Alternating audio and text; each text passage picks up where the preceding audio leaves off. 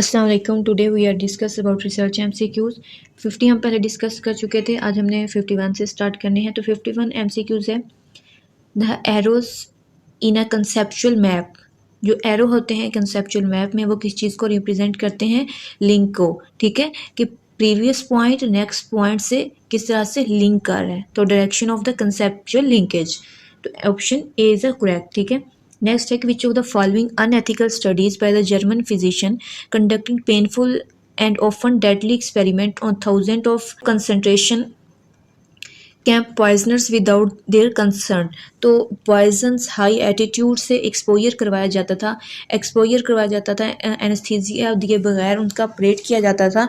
तो ये सब किस में होता था? नाजी मेडिकल एक्सपेरिमेंट में हुआ था। ठीक है, तो ये क्या option B is the correct option. When a subject identify can not be linked even by researcher with his और her individual responses subject said to be. तो वो क्या होती है? एनोमिटी होती है। ठीक है, एथिकल वाले चैप्टर में हमने इसको पढ़ा था। नेक्स्ट है डिक्लेरेशन ऑफ हेलसिंकी 1964 से 1975 is related to ethical standard in research. ठीक है, इन्होंने थेराप्यूटिक और नॉन थेराप्यूटिक ट्रीटमेंट की बात की थी। ठीक है, तो वो क्या था? एथिकल स्टैंडर्ड्स इन रिसर्च इन्होंने बताया था। इन्फॉर्म कंसर्न लिए गए थे, पेशेंट के राइट को प्रोटेक्ट किया गया था, उनके डिसीजन का ख्याल रखा गया था। ठीक है, नेक्स्ट है above all do no harm the principle encompassed in the ethical dimension of. तो डू नो हार्म किस में आता है? बेनिफिसेंस में। ठीक है, नेक्स्ट है when the researcher is not allow control the treatment variable and cannot achieve randomization because of the ethical consideration, institutional policy or other situational factor the researcher choose। तो जब उसको अलाउ ही नहीं है, researcher control नहीं कर सकता किसको? Variables को। ठीक है, और रेंडमाइजेशन भी नहीं कर सकता। ठीक है, तो इसमें तब कौन सी स्टडी होती है? कुजाई एक्सपेरिमेंटल रिसर्च होती है। ठीक है, इस रिसर्च के अंदर रिसर्चर जो है वेरिएबल को कंट्रोल नहीं कर पाता। ठीक है, नेक्स्ट है the statistical expansion of the magnitude relation between two variables, magnitude of difference between two groups. तो ये क्या होता है? साइज इफेक्ट होता है। नेक्स्ट है a type of longitudinal study in which data are collected from the same people at two or more point in time. तो वो क्या होती है? पैनल स्टडी होती है, जब आप सेम सब्जेक्ट से, ठीक है, डेटा कलेक्ट करते हैं लॉन्ग टाइम। नेक्स्ट है the primary objective of the experimental methodology is. तो मेथडोलॉजी का ऑब्जेक्टिव क्या होता है? इम्प्रूव करना इंटरनल वैलिडिटी को। ठीक है, ऐसे मेथड सेट करना जिससे क्या हो? आपके एक्सपेरिमेंट की इंटरनल वैलिडिटी क्या हो? इन्हेंस हो सके। नेक्स्ट है द प्रोसेस ऑफ मैनोइंग the independent variable so that the effect of dependent variable can be observe. ठीक है, क्या करना है? इंडिपेंडेंट वेरिएबल को चेंज करके, ठीक है, डिपेंडेंट वेरिएबल के ऊपर उनका इफेक्ट ऑब्जर्व करना क्या है? मैनिपुलेशन है। हमने इसकी डेफिनेशन में ये पढ़ा था। नेक्स्ट एमसीक्यूज है the stage of the malignant disease is recorded using the symbol 0 1 one stage, two stages, second and fourth stage। we say that scale you is be ordinal. ठीक है, ऑर्डर्ड वाइज है। पहले 0 stage होती है, फिर वो जब थोड़ा सा स्प्रेड करता है, इन्फ्लेमेशन स्टार्ट होती है, तो सेकंड फर्स्ट स्टेज, फिर second third and last stage क्या होती है? फोर्थ स्टेज होती है मैलिग्नेंट डिजीज़ की। तो ये एक ऑर्डर्ड फॉर्म में है, एक सिस्टमेटिक वे में। ऑर्डर्ड फॉर्म में कौन जो चीज़ होती है वो ऑर्डर्ड लेवल होता है। ठीक है, ऑर्डर्ड नंबर में होती है। तो फंडामेंटल स्टैटिस्टिकल इंडिकेटर्स आर, जो फंडामेंटल स्टैटिस्टिक्स हैं, ठीक है, स्टैट के जो बेसिक इंडिकेटर्स हैं वो कौन से हैं? मीन एंड स्टैंडर्ड डेविएशंस है, जिसपे बेस करती है statistics. The word statistic is a German words है, जिसका मतलब क्या है? Application of statistical method in biology is called biostatistics. When each member of population has equally likely chance of being selected is called equally probability selection method. जब every member के पास equal chance होता है तो उसे random sampling भी कहते हैं, but यहाँ पे रैंडम का ऑप्शन नहीं है, तो हम क्या ऑप्शन लगाएंगे? Equal probability selection method. Snowball quota sampling ये नॉन प्रोबेबिलिटी की टाइप्स हैं। नेक्स्ट है हमारे पास which of the following statements are true. कौन सी स्टेटमेंट ऐसी है जो ट्रू है? फर्स्ट देखें, the sample size greater the sampling error. ठीक है, this is a wrong. Large sample size होता है तो उसकी उसका जो एरिंग सैम्पलिंग एरर होता है वो चांसेस कम होते हैं, ठीक है। The more categories are break down you want to make your data analysis, the larger sample needed. Data को एनालिसिस करने के लिए आपको लार्ज सैंपल की नीड होती है, वो रिक्वायर होता है लार्ज सैंपल, तो दिस इज ट्रू, ठीक है। नेक्स्ट है डाटा एनालाइज तब होगा, इंटरप्रिटेशन उसकी तभी हो सकेगी जब लार्ज सैंपल होगा, वो पूरी पॉपुलेशन की कैरेक्टरिस्टिक्स को रिप्रेजेंट करा होता है, फिर उसके जो फाइंडिंग्स है उसको हम जनरलाइज कर सकते हैं।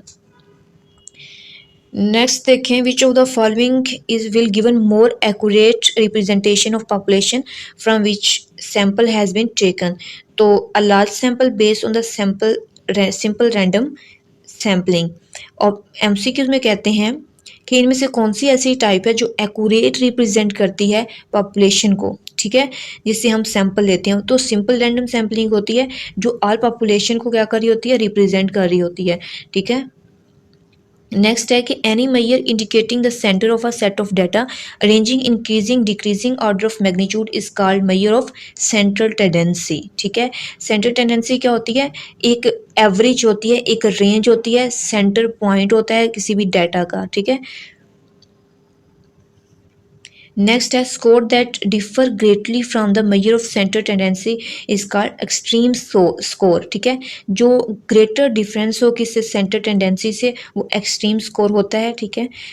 नेक्स्ट है the measure of centre tendency listed below is mean, ठीक है। रो भी नहीं है, रफ स्कोर भी नहीं है, रेंज भी नहीं है और स्टैंडर्ड डेविएशन वेरिएंस भी नहीं है। ये किसकी हैं, मेजर ऑफ डिस्पर्शन की जो है टाइप्स हैं, रेंज भी, स्टैंडर्ड डेविएशन भी, वेरिएंस भी। जबकि मीन किस में आता है, सेंटर टेंडेंसी में आता है। इसमें मीन आता है, मीडियन आता है और मोड आता है, ठीक है। नेक्स्ट है the total of all observation divided by the number of observation. Sum of all observation है, ठीक है, और डिवाइड किस पे करना है, टोटल नंबर ऑफ ऑब्जर्वेशन पे। तो ये क्या होता है, अरिथमेटिक मीन होता है, ठीक है। नेक्स्ट है the sample mean is a statistic method used to compute average or standard value of collected data is considered as measure of center tendency. Find the median of the set of data given है, इसमें से median find करना है। Median कैसे find करते हैं, very simple method इसका ये है कि सेंटर वैल्यू हम देखते हैं लेफ्ट से भी और राइट साइड से भी, इनको काउंट करते हैं और सेंटर पॉइंट जो होता है, सेंटर वैल्यू होती है, वो हमारा मीडियन होता है। अगर सेंटर में 2 वैल्यूज़ आएँ तो उन दोनों को प्लस करके 2 पे डिवाइड करते हैं, फिर जो आंसर आता है वो हमारा मीडियन वैल्यू होती है। अब यहाँ पे लेफ्ट साइड से देखें 2 और फिर राइट से भी 2 वैल्यूज़ हैं, इधर से भी 2 ऑब्जर्वेशन हैं, सेंटर में क्या है 25। तो मीडियन क्या हुआ हमारा 25। Who is the recorded as the father of बायोस्टैटिस्टिक।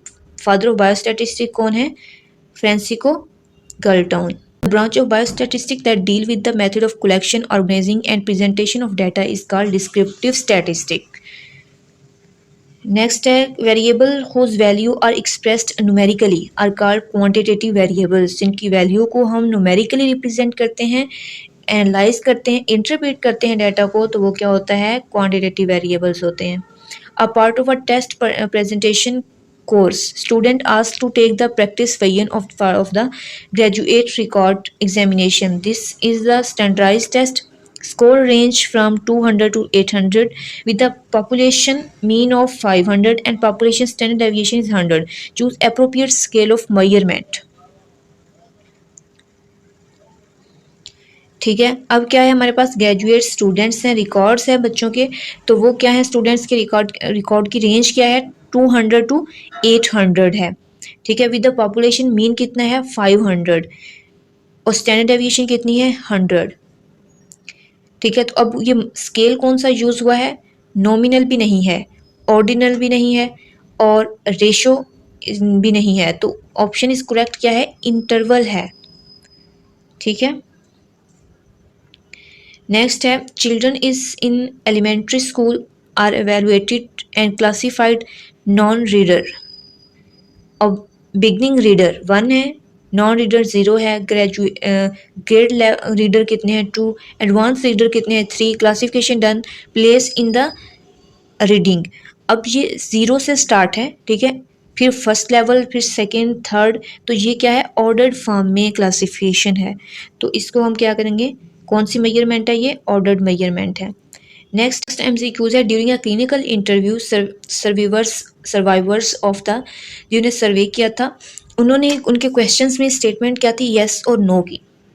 ठीक है, whether they experience specific symptom of post traumatic distress disease. ठीक है, पोस्ट ट्रोमेटिक स्ट्रेस डिजीज में उन्होंने सर्वे था उनका, मतलब उन पे उन्होंने क्वेश्चनियर बनाए हुए थे और क्वेश्चनियर में क्या था? यस और नो था। ठीक है, नो को उन्होंने रिप्रेजेंट किया था 0 नंबर से और यस को रिप्रेजेंट किया था 1 नंबर से। अब जहाँ भी न्यूमेरिक की बात है, नंबर की बात है, तो वो डाटा कौन सा होता है? मेजरमेंट कौन सी होती है? Nominal. Option A is the correct.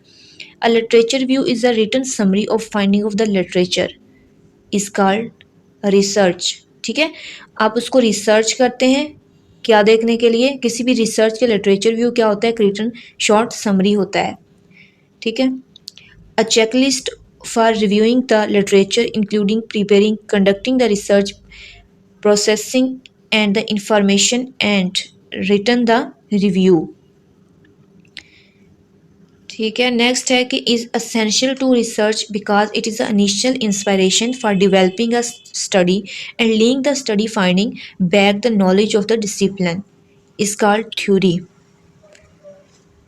ठीक है, क्या है कि एसेंशियल रिसर्च का एसेंशियल एलिमेंट क्या होता है कि इसको इंस्पायरेशन डेवलप करना स्टडी को। ठीक है, और फिर लिंक करना इसकी फाइंडिंग्स को, जो भी फाइंडिंग्स आई हैं उसके बैक पे जो नॉलेज था आपका उससे वो रिलेट करता है या नहीं, तो उस नॉलेज ऑफ डिसिप्लिन क्या होता है? थ्योरी होता है। Element of theories are concept are rational statement. Concept क्या होता है? एक रेशनल स्टेटमेंट होती है जो थ्योरी के को एक्सप्लेन कर रही होती है। नेक्स्ट है abstract logical structure of meaning such as a portion of theory. ठीक है, अब्स्ट्रैक्ट भी है, लॉजिकल भी है। That guide the development of the study he tested in study and enable the researcher to link finding nursing body of knowledge. तो nursing body of knowledge क्या है? Framework होता है। ठीक है, नेक्स्ट है which of the following is not a method of quantitative research. कौन सा ऐसा मेथड है जो क्वांटिटेटिव रिसर्च में नहीं होता? तो क्वांटिटेटिव रिसर्च में कोरिलेशन रिसर्च भी है, कोजाई एक्सपेरिमेंटल रिसर्च भी है, एक्सपेरिमेंटल रिसर्च मेथड भी यूज होता है, बट ग्राउंडेड थ्योरी किस में आती है? क्वालिटेटिव में। ठीक है, तो option C is the right option, oh sorry option A is the right option. Next है which of the following characteristic of qualitative research. अब क्वालिटेटिव रिसर्च की बात हुई है, उसकी कैरेक्टरिस्टिक पूछी है, तो उसकी कैरेक्टरिस्टिक क्या होती है? Inductive process. इंडक्टिव प्रोसेस क्या होता है कि एक स्पेसिफिक ऑब्जेक्टिव्स को लेके, एक स्पेसिफिक लॉजिक्स को लेके, हम डिफरेंट स्पेसिफिक लॉजिक को लेके एक थ्योरी डेवलप करते हैं। ठीक है, तो वो क्या होता है? इंडक्टिव प्रोसेस होता है। डिडक्टिव प्रोसेस क्या होता है? एक मेजर जर्नल थ्योरी है, उसमें से हम स्पेसिफिक ऑब्जेक्टिव्स निकालते हैं, स्पेसिफिक लॉजिक्स निकालते हैं। ठीक है, कंट्रोल ओवर द कॉन्टेक्स्ट, तो क्वालिटेटिव के ऊपर आपका कंट्रोल नहीं होता। ठीक है, फिक्स रिसर्च डिज़ाइन, ये भी इसमें कैरेक्टरिस्टिक नहीं है, इसका फिक्स नहीं होता, ये फ्लेक्सिबल रिसर्च डिज़ाइन है। नेक्स्ट है हमारे पास which of the following, next हमारे पास है which of the following qualitative method focus on description and interpretation of culture behaviour. तो ये एथनोग्राफी में हमने पढ़ा था कि एथनोग्राफी के हम उनके उनके पर्सपेक्टिव्स को, उनकी कैरेक्टरिस्टिक को, कल्चर बिहेवियर को स्टडी करते हैं। A sampling method which involved random start and then proceed with the selection of every k element from then onward. K population size divided by sample size.